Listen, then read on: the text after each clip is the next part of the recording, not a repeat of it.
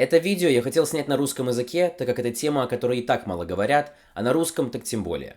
But there are subtitles available in English, and all you have to do is just turn them on. Thank you.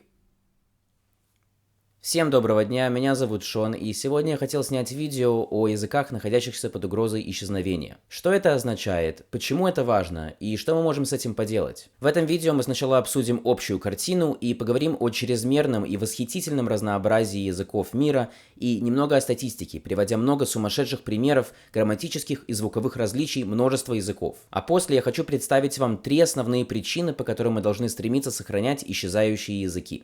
Итак, начнем с вопроса. А сколько вообще языков в мире?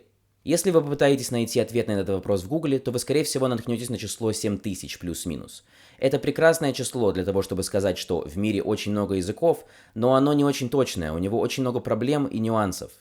Как мы вообще классифицируем язык? Чем отличается язык от диалекта? При подсчете количества носителей мы учитываем только тех, для кого этот язык является родным, или тех, кому он второй? А если и тех, кому он второй, то только тех, кто на нем свободно говорит, или и начинающих, и тех, кто находится на среднем уровне? А вот непонятно. Еще одна проблема заключается в чрезмерном обобщении. Когда речь идет о китайском или арабском, например, то о них часто говорят как о единых языках. То есть вот есть арабский, а вот есть китайский. Но у них у обоих есть сотни региональных диалектов и говоров, многие из которых взаимонепонятны друг другу от слова «совсем». Так что, когда мы говорим, что вот на арабском говорят 200, 300 или 400 миллионов человек, что это вообще значит? Говоря теоретически, человек из Марокко, человек из Судана и человек из Ирака все говорят по-арабски, но если они втроем попытаются поговорить друг с другом на своем местном арабском, то они вряд ли поймут друг друга. Это как 3 разных языка. А в глобальной статистике это чаще всего числится одним языком. При этом хинди в Индии и урду в Пакистане чаще всего числятся отдельными языками, несмотря на то, что они очень много взаимопонятны, по крайней мере их официальные формы. И в основном различаются только системой письма, акцентом и некоторыми отдельными фразами и словами. Похожая ситуация и с румынским, молдавским или сербским, хорватским, боснийским и черногорским, которые иногда числятся разными языками чисто по политическим причинам. В любом случае, суть этого видения в том, что языковая статистика не всегда очень точна. У нее много нюансов, и она постоянно меняется. Поэтому каждую цифру, которую я вам показываю в этом видео, советую воспринимать с долей скептицизма. Вернемся к цифре 7000. Сегодня в мире насчитывается примерно 7000 живых языков. И можно с уверенностью сказать, что на 10 самых распространенных языках разговаривает более 60% населения всего мира. Всего на 10 языках. И из этих 7000 языков половина имеет менее 3000 носителей. И по прогнозам они вымрут в ближайшие 50-100 лет. В интернете часто можно прочесть фразу «каждые 2 недели вымирает язык». Я честно не знаю, насколько это правда, но проведя бесчисленное количество часов за чтением этой темы, честно говоря, к сожалению, звучит вполне правдоподобно. Тем не менее, при рассмотрении вопроса о том, находится ли язык под угрозой исчезновения, есть 2 фактора, которые по сути важнее, чем просто количество носителей. Живучесть и возрастное распределение. Возьмем, к примеру, бретонский язык. Он относится к кельтской ветви индоевропейских языков, и на нем говорят в регионе Британь на северо-западе Франции примерно 200 тысяч человек. Теперь давайте посмотрим на гренландский язык. Он относится к инуитской группе эскимоско-алеутских языков, на нем говорят в Гренландии около 55 тысяч человек. Кто из этих 2 более уязвим и у кого больше шансов на выживание? Вы, наверное, уже поняли, что это вопрос с подвохом, и ответ гренландский, но как же так? У бретонского же в 4 раза больше носителей. Что ж, гренландский – единственный официальный язык в Гренландии. Правительство работает в основном на гренландском, дети учатся в школах на гренландском, целые семьи от младенцев до бабушек и дедушек ведут свою повседневную жизнь на гренландском. Им реально пользуются, и в ближайшее время язык никуда не денется. А с другой стороны, бретонский язык, у которого из 200 тысяч говорящих 2/3 являются старше 60 лет. А из всех школьников во всем регионе Британь всего 2% учатся в двуязычных классах в школах. Бретонский язык даже не имеет официального статуса в регионе Британь. Я уж не говорю о Франции в общем. Он лишь признан языком меньшинства с ограниченными правами. В 1950 году насчитывалось более 1 миллиона носителей. Но уже на протяжении многих поколений жители Британии все больше и больше переходят на французский язык. И хотя сегодня существует множество усилий по возрождению, будущее бретонского языка выглядит достаточно мрачным, особенно по сравнению с гренландским. Я хочу выразить важную мысль. Нам необходимо беречь все мировое языковое разнообразие. Неважно, насколько язык мал, нам нужно эти языки продвигать, нам нужно их учить и нам нужно их сохранять в живых. Но зачем? Какая польза от вымирающих языков? Было бы намного проще, если бы весь мир просто говорил бы на одном языке. Разве нет? Да, не отрицаю, скорее всего, было бы намного проще. Ну так, а в чем дело? На английском больше носителей, чем на русском, так почему бы всей России дружно просто не перейти на английский язык? Или, ну зачем там уж голову морочить? Давайте просто все вместе уже сразу перейдем на китайский и все. Ну, это подводит меня к моей первой причине для сохранения вымирающих языков – ради сохранения истории и культуры. В духе, что с какой стати сейчас русские должны переходить на китайский, потому что на нем больше носителей, а с какой стати чукчи, карелы, ненцы, чуваши, удмурты, буряты должны переходить на русский, просто потому что у него больше носителей. Язык – это буквально живое проявление тысячелетий истории и культуры, передающиеся из поколения в поколение.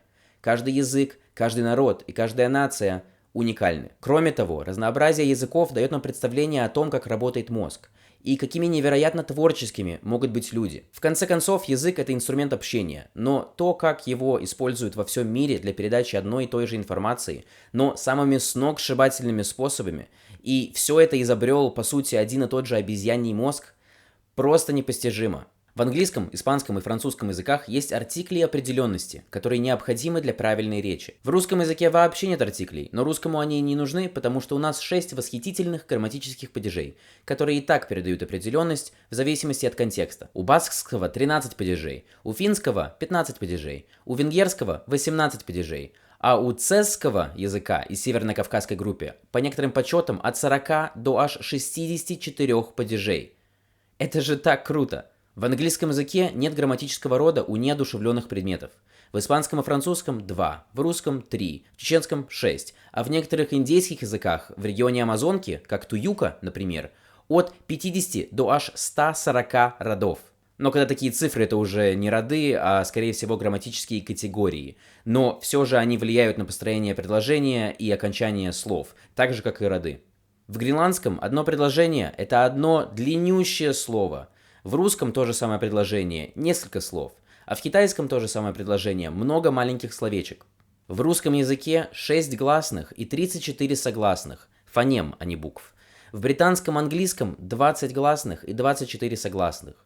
В убыхском 3 или 4 гласных и около 84 согласных. А в языке Таа на границе Ботсваны и Намибии как минимум 20 гласных, а то и свыше 30, 58 согласных, а то и свыше 80, и в придачу к этому 83, а то и свыше 100 так называемых кликов или щелкающих согласных. Это в смысле а, и, у, и так далее. А еще в придачу к придаче в этом языке 4 различимых тона для гласных. Типа и так сложности у них не хватало без этого, блин. Оставлю ссылку в описании, где сможете послушать, как на этом языке вообще говорят. Очень советую, это просто тотальный взрыв мозга. В северно-китайском также 4 тона, в кантонском и вьетнамском по 6 тонов, а в некоторых языках коренных народов Мексики аж 10 и более тонов. Каждый из вышеперечисленных языков, вне зависимости от количества падежей, гласных, согласных и тонов, вполне способен передавать одну и ту же точную информацию, но только самыми безумными и разными способами. Вдобавок ко всему этому, если говорить о словарном запасе, многие племена Амазонки и Анд имеют сотни, если не тысячи уникальных названий для местных растений и животных, которых больше нигде не существует. Каждый со своими уникальными свойствами. То же самое касается и разных племен Африки, Австралии и Арктики. И когда эти языки умирают, то их огромное богатство знаний умирает вместе с ними. Я не говорю, что сейчас все должны говорить только на одном своем языке и все. Это было бы отстойно. Говорите на 2, 3 или даже больше. Но вам ничего не мешает сохранять свой уникальный язык и историю помимо этого. Но как мы вообще дошли до этого? Почему вымирает так много языков? Это подводит нас ко второй причине для сохранения языков, чтобы искупить грехи наших предков и глупое, расистское, саморазрушительное и отвратительное отношение колонизаторов к коренным народам. Кратко вернемся к бретонскому языку и в более широком смысле ко всем кельтским языкам. Говорить по-бретонски в школах запрещалось, а если ребенок на нем говорил, то заставляли надевать такое металлическое колечко, висящее на шее, чтобы поставить в пример перед всем классом. Единственный способ избавиться от этого колечка – это настучать на другого ребенка. Ну вот, например, на одноклассника, который тебя обидел. А это значит, что в конце дня кто-то всегда оставался униженным, и это несло за собой физическое наказание. Повсюду висели таблички «Запрещено плевать на землю и разговаривать на бретонском». По сути, куда бы вы ни шли, вам напоминали, что ваш родной язык, язык, на котором выросли ваши родители, бабушки и дедушки, Это отклонение, это мусор, и его следует навсегда выбросить и забыть. У Бретонского, конечно, страшная история, и все это очень грустно.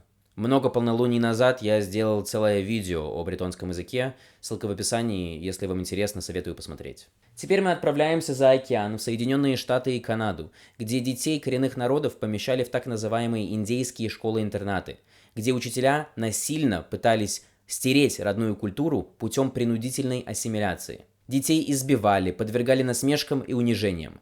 Во многих случаях, в буквальном смысле слова, детям промывали мылом рот, когда они пытались говорить на своем родном языке. «Убей индейца, спаси человека», как говорилось. Последняя из этих школ закрылась в 1996 году. В 1996 году! Подобные вещи происходили по всему миру. От Австралии до Африки, Южной Америки и России. Вы когда-нибудь слышали о русификации? И при Российской империи, и при Советском Союзе. Конечно, была предпринята и обратная попытка этого, так называемая коренизация, но по большому счету и в большинстве случаев она не очень удалась, и тень русификации до сих пор висит над всей бывшей советской сферой влияния. В любом случае, подобные вещи заставляли детей отворачиваться не только от своего родного языка, но и друг против друга, что приводило к обширной межпоколенческой психологической травме. Неудивительно то, что дети, прошедшие через все это, когда вырастают и сами начинают рожать собственных детей, категорически отказываются передавать язык и просто ждут, чтобы он умер, чтобы, не дай бог, их дети не были бы вынуждены пройти через то же самое. Язык воспринимался как бремя и нечто не просто бесполезное, но и активно вредное. Итак, вторая причина для сохранения вымирающих языков – это извиниться. Время признать то, что во многих случаях это была попытка геноцида, попытка стереть с лица земли определенную группу людей. Может, не посредством убийства, но через промывание мозгов и жестокое психологическое насилие. Внушение того, что ты родился в неправильной, первобытной и недоделанной культуре, и как же тебе повезло, что вот пришли мы учить вас, как жить, как вам быть, кого любить, что вам курить и на каком говорить. Можете не благодарить. Пришло время извиниться и помочь носителям этих языков вернуть то, что принадлежит им по праву, и поддержать их на этом пути. И теперь мы подходим к моей третьей и последней причине для сохранения вымирающих языков, которая может показаться достаточно простой и банальной, но разнообразие — это же действительно так круто. Сложно донести это в достаточной степени, но абсолютно бесконечное количество уникальных обычаев и традиций, встречающихся по всему миру, является свидетельством того, насколько все это фундаментально для человеческой природы. Творчество и разнообразие является частью всех нас, и мы должны бороться за их сохранение. Вы можете себе представить, насколько скучным был бы мир без различий? Нам не о чем было бы говорить, не о чем было бы интересоваться, не о чем было бы спорить и не о чем было бы гордиться. Литература, музыка, фильмы, праздники, культурные мероприятия – все это существует благодаря языку. Без языка мы ничто. Язык – это разнообразие. А разнообразие – это то, что объединяет нас всех и делает нас людьми. Кроме того, помимо всего сентиментального, что, конечно, важно, разнообразие языков создает очень много новых рабочих мест, возможностей для исследований и для инноваций практически в каждой возможной сфере. Разные племена Северной Америки, которые имеют активные программы возрождения своих языков сегодня, к примеру, инуиты, чироки, навахо, лакота, все сообщают об уменьшении депрессивных настроений, уменьшении алкоголизма, улучшении общественного самочувствия и более полноценной жизни. Они организовывают уроки для детей и для взрослых, устанавливают дорожные знаки, переводят фильмы и книги, выпускают газеты и музыку, вещают новости по радио и по телевизору, и все это на своем древнем родном языке, который, скорее всего, способен доносить всякие культурные нюансы этой конкретной народности намного лучше, чем какой-нибудь иностранный английский или русский языки. У многих из них это, кстати, реально получается. Таких примеров достаточно много в современном мире, и не только в Северной Америке. Оставлю несколько ссылок в описании и очень советую о них почитать. Моя любимая история на эту тему – это мэнкский язык с острова Мэн между Ирландией и Великобританией. В ближайшее будущее я хочу сделать полное видео конкретно на эту тему. Есть так много преимуществ в сохранении вымирающих языков. И я не приму контраргумент о том, что это препятствует межкультурному общению. Потому что, опять же, я не проповедую, что все должны быть одноязычными, а скорее прямо противоположное. Каждый должен иметь возможность говорить на как можно большем количестве языков, потому что это обогащает нас всех. Кстати, ООН объявил 2022 год началом международного десятилетия языков коренных народов мира. Это значит, что до 2032 года будут проходить бесчисленное количество мероприятий по возрождению языков по всему миру. Об этом тоже оставлю ссылку в описании, очень советую об этом почитать. Язык был, есть и всегда будет величайшим изобретением человечества. И наш долг сохранить его для тех, кто придет после нас. Большое спасибо за просмотр, надеюсь, вам понравилось это видео и вы узнали что-то новое. А теперь вперед, идите и учите языки. Всего доброго, спокойной ночи и оставляю вам желать лучшего.